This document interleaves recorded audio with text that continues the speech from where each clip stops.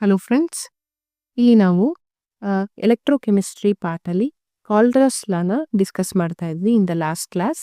So let's continue with the application of ಕಾಲ್ಡ್ರಾಸ್ law. So ನಮಗೆ ಕಾಲ್ಡ್ರಾಸ್ ಲಾದು ಮೀನಿಂಗ್ ಏನು ಅಂತ ಗೊತ್ತಾಯಿತು. ಸೊ ಯಾವುದೇ ವೀಕ್ ಎಲೆಕ್ಟ್ರೋಲೈಟ್ ಅಥವಾ ಸ್ಟ್ರಾಂಗ್ ಎಲೆಕ್ಟ್ರೋಲೈಟ್ನೇ ತಗೊಳ್ಳಿ, ಅವುಗಳ ಮೋಲಾರ್ ಕಂಡಕ್ಟೆನ್ಸನ್ನು ಕ್ಯಾಲ್ಕುಲೇಟ್ ಮಾಡಲಿಕ್ಕೆ ಆ sum of ionic conductance of cations and ಆನಿಯಾನ್ಸ್ನ ತಗೊಂಡ್ರೆ at infinite dilution we can calculate the molar conductance of a solution at infinite dilution ಅಂತ. So it is the sum of ionic conductance of cation and anion along with the number of moles involved. ಇಲ್ಲಿ X ಮತ್ತು Y ಏನಿದೆ that is number of moles involved. Okay, ಇದು lambda A naught ಮತ್ತು lambda B naught ಏನಿದೆ that is ionic conductance of either cation and ionic conductance of anion. ಎರಡರ sum ಏನಿದೆ that will give you the molar conductance at infinite dilution. ಅಪ್ಲಿಕೇಶನ್ಸನ್ನು ನೋಡ್ತಾ ಹೋಗೋಣ. First calculation of molar conductivity at infinite dilution for weak electrolyte. Weak electrolyte infinite ಡೈಲ್ಯೂಷನನ್ನು calculate ಮಾಡೋದು ತುಂಬ ಕಷ್ಟ. ನಾವು ಆಗಲೇ ಡಿಸ್ಕಸ್ ಮಾಡಿದ ಹಾಗೆ ಸ್ಟ್ರಾಂಗ್ ಎಲೆಕ್ಟ್ರೋಲೈಟ್ ಏನಿದೆ, ಸ್ಟ್ರಾಂಗ್ ಎಲೆಕ್ಟ್ರೋಲೈಟು ಈ ರೀತಿ ಪ್ಲಾಟ್ ಸಿಕ್ಕಿರುತ್ತೆ. ಈ ಪ್ಲಾಟ್ ಏನಾಗುತ್ತೆ, ವೈ ಆಕ್ಸಿಸ್ಗೆ ಜಾಯಿನ್ ಆಗಿಬಿಟ್ಟು ನಮಗೆ ಒಂದು ಇಂಟರ್ಸೆಪ್ಟ್ ಪಾಯಿಂಟ್ ಸಿಗುತ್ತೆ. ಅದರಿಂದ ನಾವು ಮೋಲಾರ್ ಕಂಡಕ್ಟೆನ್ಸ್ನ ಕ್ಯಾಲ್ಕುಲೇಟ್ ಮಾಡಬಹುದು ಈ ಪಾಯಿಂಟಿಂದ. ಅದೇ ನಿಮಗೆ ವೀಕ್ ಎಲೆಕ್ಟ್ರೋಲೈಟ್ ಏನಿದೆ ಅದು ಯಾವಾಗಲೂ ಇಂಟರ್ಸೆಪ್ಟ್ ಆಗೋದೇ ಇಲ್ಲ, ವೈ ಆಕ್ಸಿಸ್ ಜೊತೆಗೆ ನಮಗೆ ಇಂಟರ್ಸೆಪ್ಟ್ ಸಿಗೋದೇ ಇಲ್ಲ. ಹಾಗಾಗಿ ವೀಕ್ ಎಲೆಕ್ಟ್ರೋಲೈಟ್ದು ಮೋಲಾರ್ ಕಂಡಕ್ಟಿವಿಟಿಯನ್ನು ಕ್ಯಾಲ್ಕುಲೇಟ್ ಮಾಡಲಿಕ್ಕೆ ಈಸಿಯೆಸ್ಟ್ ಮೆಥಡನ್ನು ಕಾಲ್ಡ್ರಾಸ್ ಲಾ ನಮಗೆ ಕೊಡುತ್ತೆ. ಯಾಕೆ ವೀಕ್ ಎಲೆಕ್ಟ್ರೋಲೈಟ್ದ ಮೋಲಾರ್ ಕಂಡಕ್ಟಿವಿಟಿ ಕ್ಯಾಲ್ಕುಲೇಟ್ ಮಾಡೋದು ತುಂಬ ಕಷ್ಟ ಅಂತಂದರೆ, weak electrolyte will partially ionise, complete ಆಗಿ ಅಯನೈಸ್ ಆಗೋದಿಲ್ಲ. ಹಾಗಾಗಿ ಅವುಗಳ ಒಂದು ಮೋಲಾರ್ ಕಂಡಕ್ಟೆನ್ಸನ್ನು ಕ್ಯಾಲ್ಕುಲೇಟ್ ಮಾಡೋದು ತುಂಬಾ ಕಷ್ಟ ಆಗುತ್ತೆ. CH3COO ಮೈನಸ್ ಅನ್ನು ನಾನು CH3COO ಅಂತ ತಗೊಳ್ತೇನೆ. H+ ಅನ್ನು HCl ಫಾರ್ಮಲ್ಲಿ ತಗೊಳ್ತೇನೆ. ಇದರಲ್ಲಿ ಅನ್ವಾಂಟೆಡ್ ಯಾವುದು, ಸೋಡಿಯಂ ಮತ್ತು ಕ್ಲೋರೈಡ್. ಅವುಗಳನ್ನು ಸೋಡಿಯಂ ಕ್ಲೋರೈಡ್ ಫಾರ್ಮಲ್ಲಿ ನಾನು ಮೈನಸ್ ಮಾಡಿದ್ರೆ ನನಗೆ molar conductance of this acetic acid ಸಿಗುತ್ತೆ. So we can calculate molar conductivity of any of the weak electrolyte easily by using ಕಾಲ್ಡ್ರಾಸ್ ಲಾ ಲೈಕ್ ದಿಸ್. ಓಕೆನಾ? Next second one, calculation of degree of dissociation. So degree of dissociation is represented by alpha. So ಯಾವುದೇ molar conductivity at given ಕಾನ್ಸಂಟ್ರೇಷನ್ನು ಮತ್ತು molar conductivity at infinite ಡೈಲ್ಯೂಷನ್ದು ratio ನಮಗೆ ಸಿಕ್ಕಿದ್ರೆ ಸಾಕು, degree of dissociation ನಾವು calculate ಮಾಡ್ಬೋದು. ಎಷ್ಟು ಎಕ್ಸ್ಟೆಂಟ್ ಆಫ್ ಡಿಸೋಸಿಯೇಷನ್ ಆಗ್ತಿದೆ ಅನ್ನೋಂಥದ್ದನ್ನೇ ಹೇಳೋದು ಡಿಗ್ರಿ ಆಫ್ ಡಿಸೋಸಿಯೇಷನ್. ಒಂದು ಪರ್ಟಿಕ್ಯುಲರ್ ಕಾನ್ಸಂಟ್ರೇಷನ್ನ ಮೋಲಾರ್ ಕಂಡಕ್ಟಿವಿಟಿ ಮತ್ತು ಇನ್ಫೈನೈಟ್ ಡೈಲ್ಯೂಷನಲ್ಲಿ ಅದರ ಮೋಲಾರ್ ಕಂಡಕ್ಟಿವಿಟಿಯನ್ನು ಕ್ಯಾಲ್ಕುಲೇಟ್ ಮಾಡಿಕೊಂಡು ಅವೆರಡರ ರೇಷಿಯೋವನ್ನು ನಾವು ತಗೊಂಡ್ರೆ we will get degree of dissociation. ಓಕೆನಾ? So molar conductivity at infinite dilution ಅಂತಂದ್ರೆ ಏನು? It is the sum of cation and ಆನಿಯಾನ್ದು ಅಯಾನಿಕ್ ಕಂಡಕ್ಟೆನ್ಸ್ನ ತಗೊಂಡ್ರೆ ನಮಗೆ ಏನು ಸಿಗುತ್ತೆ, ಲ್ಯಾಂಬ್ಡಾ m0 ಸಿಗುತ್ತೆ. ಸೊ ಅದರಿಂದ ನಾವೇನು ಮಾಡ್ಬೋದು, ಡಿಗ್ರಿ ಆಫ್ ಡಿಸೋಸಿಯೇಷನ್ನ ಕ್ಯಾಲ್ಕುಲೇಟ್ ಮಾಡಬಹುದು. Then calculation of solubility of sparingly soluble salt ಅಂತಂದರೆ ಕಂಪ್ಲೀಟ್ ಆಗಿ ಡಿಸಾಲ್ವ್ ಆಗದೇ ಇರುವಂತಹ ಸಾಲ್ಟ್ಸಿನ ಸಾಲ್ಯುಬಿಲಿಟಿಯನ್ನು ನಾವು ಈಸಿಯಾಗಿ ಕ್ಯಾಲ್ಕುಲೇಟ್ ಮಾಡಬಹುದು. ಹೇಗೆ ಅಂತಂದರೆ, ಇನ್ಫೈನೈಟ್ ಡೈಲ್ಯೂಷನಲ್ಲಿ ಸಾಲ್ಯುಬಿಲಿಟಿಯನ್ನು ನಾವು in terms of molarity express ಮಾಡ್ಬೋದು. ಬಿಕಾಸ್ ನಂಬರ್ ಆಫ್ ಮೋಲ್ಸ್ನ ಕ್ಯಾಲ್ಕುಲೇಟ್ ಮಾಡೋದು easy when compared to calculation of solubility. ಯಾಕೆ ಅಂತಂದರೆ ಕಂಪ್ಲೀಟ್ ಆಗಿ ಅದು ಸಾಲ್ಯುಬಲ್ ಆಗಿರೋದಿಲ್ಲ. ಹಾಗಾಗಿ solubility can be calculated in terms of molarity, number of moles. So ನಮಗೆ ಗೊತ್ತಿದೆ formula, that is molar conductance is equal to specific conductance into 1000 divided by molarity ಅಂತ ಹೇಳಿ. ಸೊ ಮೊಲಾರಿಟಿಯನ್ನ ನಾವು ಸಾಲ್ಯುಬಿಲಿಟಿಯಿಂದ ರಿಪ್ಲೇಸ್ ಮಾಡಿದೀವಿ. So as to calculate solubility ನಾನು ಏನ್ ಮಾಡ್ತೀನಿ, solubility is equal to K into 1000 divided by lambda M naught, limiting polar conductance. ಈ ಫಾರ್ಮುಲಾದಿಂದ ನಾನೇನ್ ಮಾಡ್ಬೋದು, ಸಾಲ್ಯುಬಿಲಿಟಿಯನ್ನ ಕ್ಯಾಲ್ಕುಲೇಟ್ ಮಾಡಬಹುದಾಗಿದೆ. Okay, next calculation of ionic mobilities at infinite dilution. Infinite dilution ಅಲ್ಲಿ ಏನು ಅಯಾನಿಕ್ ಮೊಬಿಲಿಟಿ ಅಂತಂದ್ರೆ ಏನು, it is the distance travelled by either anion or cation per second under a potential gradient of 1 volt per metre. So ಏನು ಅಯಾನ್ಸ್ಗಳು distance travel ಮಾಡಿರ್ತಾವಲ್ಲ ಅವುಗಳನ್ನ ನಾವು ionic mobility ಅಂತ ಕರಿತೀವಿ. ಅಯಾನಿಕ್ ಮೊಬಿಲಿಟಿಯನ್ನ ಕ್ಯಾಲ್ಕುಲೇಟ್ ಮಾಡಬಹುದು through this formula, that is limiting molar conductivity of cation is equal to ionic mobility of cation into Faraday. ಅದೇ ರೀತಿ molar conductivity of anion is equal to ionic mobility of anion into Faraday. ನಮಗೆ ಗೊತ್ತಿದೆ Faraday is a constant, that is 96,500 coulomb ಅಂತ ಹೇಳಿ. ನಮಗೇನ್ ಬೇಕು, ionic conductance ಬೇಕು. Ionic mobility ಬೇಕು. ಈ ಫಾರ್ಮುಲಾನ ಯೂಸ್ ಮಾಡಿಕೊಂಡು ನಾವು ಏನಂತ ಬರೀಬಹುದು, ionic mobility is equal to ionic conductance divided by 96,500 for infinite dilution. So the ionic ಮೊಬಿಲಿಟೀಸ್ಗೆ ಯೂನಿಟ್ ಇದೆ, that is metre square per volt per second ಅಂತ ಹೇಳಿ.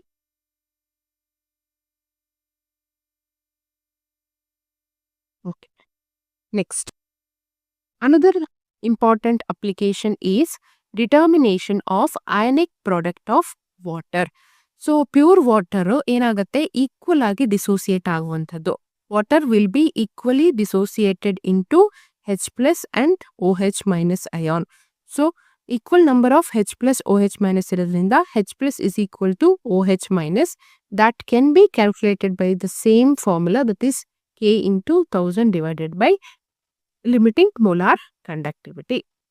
So ionic product of water H+ OH- equal ಇರೋದ್ರಿಂದ ನಾವು product of H+ whole ಸ್ಕ್ವೇರ್ನ H+ 2 times multiply ಮಾಡಿದ್ರೆ ನಮಗೆ ionic product of water ಸಿಗುತ್ತೆ. Okay, next application, determination of dissociation constant of acids.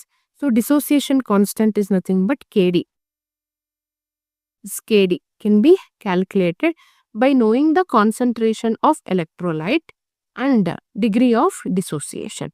ಇವೆರಡು ನಮಗೆ ಗೊತ್ತಿದ್ರೆ ಈ ಡಿಸೋಸಿಯೇಷನ್ ಕಾನ್ಸ್ಟೆಂಟ್ ಅನ್ನ ನಾವು ಕಂಡುಹಿಡಿಯಬಹುದು of any acids.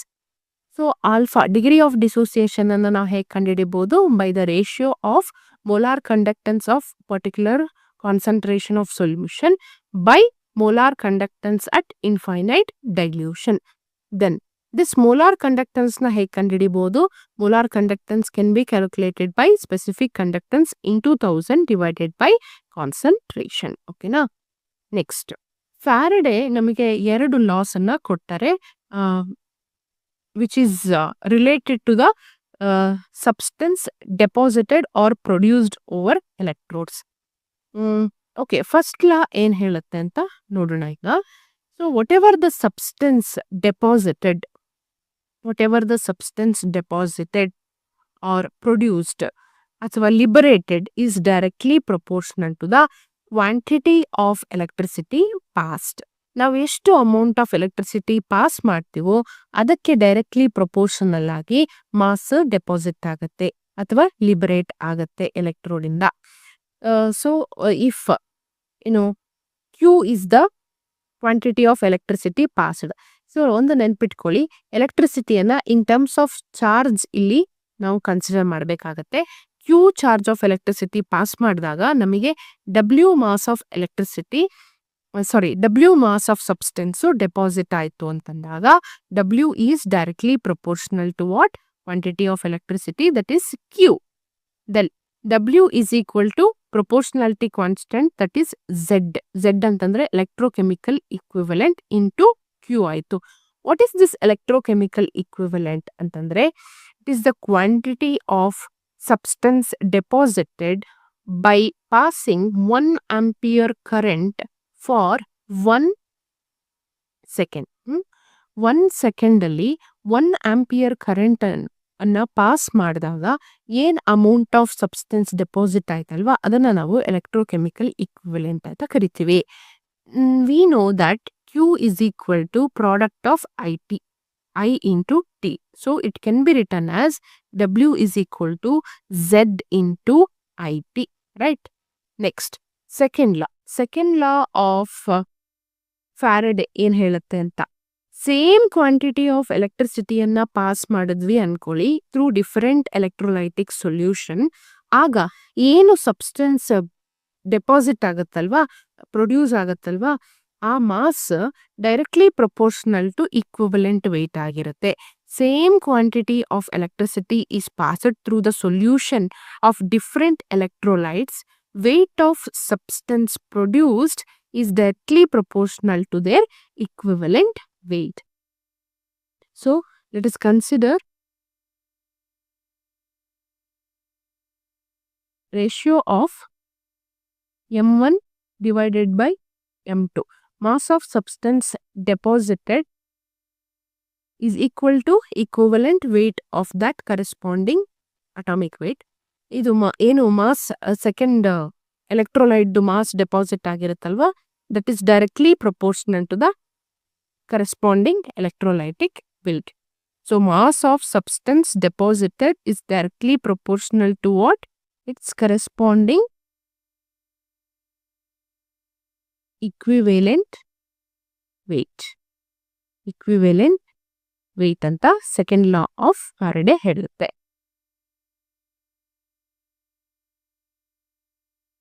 For example, AgNO3 solution ತಗೊಂಡಿದ್ದೀವಿ, ಕಾಪರ್ ಸಲ್ಫೈಡ್ ಸೊಲ್ಯೂಷನ್ ಅನ್ನು ತಗೊಂಡಿದ್ದೀವಿ, ಎರಡು ಡಿಫರೆಂಟ್ ಎಲೆಕ್ಟ್ರೋಲೈಟಿಕ್ ಸೊಲ್ಯೂಷನ್ ಅನ್ನ ತಗೊಂಡಿದ್ದೀವಿ. ಸೇಮ್ ಅಮೌಂಟ್ ಆಫ್ ಕರೆಂಟ್ ಅನ್ನ ಪಾಸ್ ಮಾಡ್ತಾ ಇದ್ದೀವಿ. ಆಗೇನಾಯ್ತು, ಸೇಮ್ ಅಮೌಂಟ್ ಆಫ್ ಕರೆಂಟ್ ನ ಪಾಸ್ ಮಾಡಿದಾಗ ಅವುಗಳ corresponding equivalent weight of substance deposit ಆಗ್ತಾ ಹೋಯ್ತು. So ratio of weight of silver deposited to weight of copper deposited is equal to their equivalent weight of silver by equivalent weight of copper. Now same amount of current na pass ಮಾಡಿದ್ರೂ ಕೂಡ different weight of substance deposit ಆಗುತ್ತೆ. ಯಾಕೆ ಅನ್ನೋದನ್ನ ನೋಡೋಣ. See for example, sodium ion sodium metal ಆಗಿ convert ಆಗಲಿಕ್ಕೆ ನಮಗೆ 1 mole of ಎಲೆಕ್ಟ್ರಾನ್ಸ್ನ ಅವಶ್ಯಕತೆ ಇದೆ. ಅದೇ ರೀತಿ ಅಲ್ಯೂಮಿನಿಯಂ ಅಯಾನ್ ಅಲ್ಯೂಮಿನಿಯಂ ಮೆಟಲ್ ಆಗಿ ಕನ್ವರ್ಟ್ ಆಗಲಿಕ್ಕೆ 3 moles ಆಫ್ ಎಲೆಕ್ಟ್ರಾನ್ಸ್ನ ಅವಶ್ಯಕತೆ ಬೀಳುತ್ತೆ. ನೋಡಿ, ಈ ವೇರಿಯೇಷನ್ ನೀವು ನೋಡ್ತಾ ಇರ್ಬೋದು. To get 1 mole of sodium as well as 1 mole of aluminium, we are considering different moles of electrons. 1 mole of electron ಇಂದ 1 mole ಆಫ್ ಸೋಡಿಯಂ ಸಿಗ್ತಾ ಇದೆ. ಅದೇ ರೀತಿ 3 moles ಆಫ್ ಎಲೆಕ್ಟ್ರಾನ್ಸ್ ಇಂದ 1 mole ಆಫ್ ಅಲ್ಯೂಮಿನಿಯಂ ಸಿಗ್ತಾ ಇದೆ. ಅದರಿಂದ ನಾವು ಅಂಡರ್ಸ್ಟ್ಯಾಂಡ್ ಮಾಡ್ಕೊಳ್ತೀವಿ, ಇವೊಂದು ಸೇಮ್ ಅಮೌಂಟ್ ಆಫ್ ಕರೆಂಟ್ ನ ಪಾಸ್ ಮಾಡಿದ್ರೂ ಕೂಡ based on their equivalent weight mass of substance deposited will be different. ನೋಡಿ, what is this equivalent weight is called as? Equivalent weight ಅಂತಂದ್ರೆ ಏನು? It is the ratio of atomic weight of the element to number of electrons gained or lost ಅಂತ ಅರ್ಥ. Then 1 Faraday. What is the value of 1 Faraday? 1 Faraday is equal to 96,500 coulomb. Okay. Next. ಈಗ ಸೆಲ್ಸ್ಗಳ ಬಗ್ಗೆ, ಬ್ಯಾಟರಿಗಳ ಬಗ್ಗೆ ತಿಳ್ಕೊಳ್ತಾ ಹೋಗೋಣ. First one is galvanic cell. So galvanic cell ಅಂತಂದ್ರೆ ನಾವು day to day ಲೈಫಲ್ಲಿ ಯೂಸ್ ಮಾಡ್ತೀವಲ್ಲ ಬ್ಯಾಟ್ರೀಸ್, ನಿಪ್ಪಾನ್ ಬ್ಯಾಟ್ರಿ ಇರ್ಬೋದು, ಎವ್ರಿಡೇ ಬ್ಯಾಟ್ರೀಸ್ ಇರ್ಬೋದು, ಅದನ್ನ ನಾವು ಗ್ಯಾಲ್ವಾನಿಕ್ ಸೆಲ್ಸ್ ಅಂತ ಕರಿಬಹುದು. ಯಾಕೆ ಅಂತಂದ್ರೆ they convert chemical energy into electrical energy. So continuous reaction ಆಗ್ಬಿಟ್ಟು ಕೆಮಿಕಲ್ ಎನರ್ಜಿ ಇದೇನಾಗುತ್ತೆ, ಎಲೆಕ್ಟ್ರಿಕಲ್ ಎನರ್ಜಿ ಆಗಿ ಕನ್ವರ್ಟ್ ಆಗುತ್ತೆ. ಸೊ ಇದನ್ನ ಗ್ಯಾಲ್ವಾನಿಕ್ ಸೆಲ್ ಅಂತ ಯಾಕೆ ಕರಿತೀವಿ ಅಂತಂದ್ರೆ, ಒಂದು ಗ್ಯಾಲ್ವನಿ ಅನ್ನುವಂತಹ ಸೈಂಟಿಸ್ಟಿಗೆ ನಾವು ಒಂದು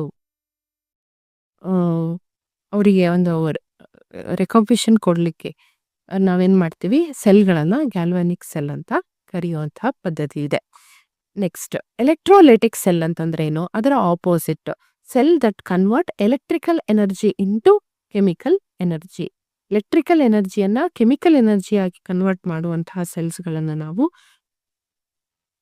ಎಲೆಕ್ಟ್ರೋಲೈಟಿಕ್ ಸೆಲ್ ಅಂತ ಕರಿತೀವಿ. ನೆಕ್ಸ್ಟ್ ಸಾಲ್ಟ್ ಬ್ರಿಡ್ಜ್ ಅಂತ ಹೇಳ್ಬಿಟ್ಟು 2 ಎಲೆಕ್ಟ್ರೋಲೈಟಿಕ್ ಸೊಲ್ಯೂಷನ್ಸ್ ಇರುತ್ತೆ. ಈಗ ನಾವು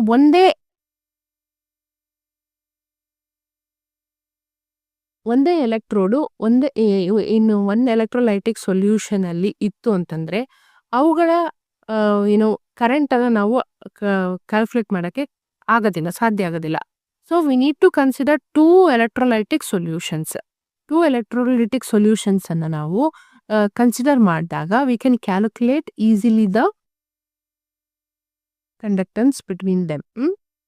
ಸೊ ಅವೆರಡನ್ನ ನಾವು ಕನೆಕ್ಟ್ ಮಾಡಬೇಕು through a bridge called as salt bridge.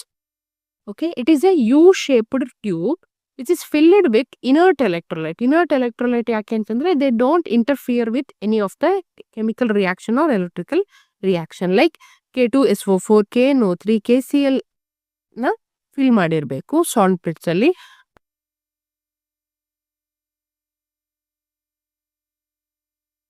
Then ಇಲ್ಲಿ 2 ಕಂಡೀಷನ್ ಬರುತ್ತೆ.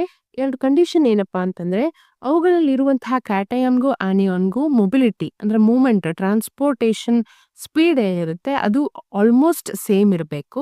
ಸೊ ಅವುಗಳ ಟ್ರಾನ್ಸ್ಪೋರ್ಟ್ ನಂಬರ್ ಏನಿರಬೇಕು ಈಕ್ವಲ್ ಆಗಿರಬೇಕು.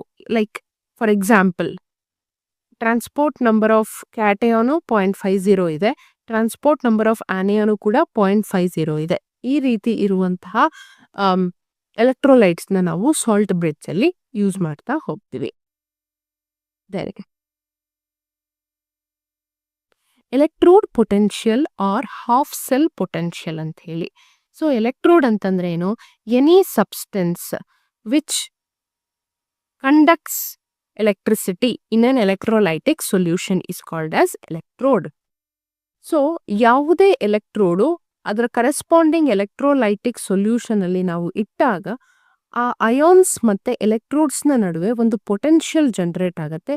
ಅದನ್ನೇ ನಾವು ಎಲೆಕ್ಟ್ರೋಡ್ ಪೊಟೆನ್ಷಿಯಲ್ ಅಂತ ಕರಿತೀವಿ.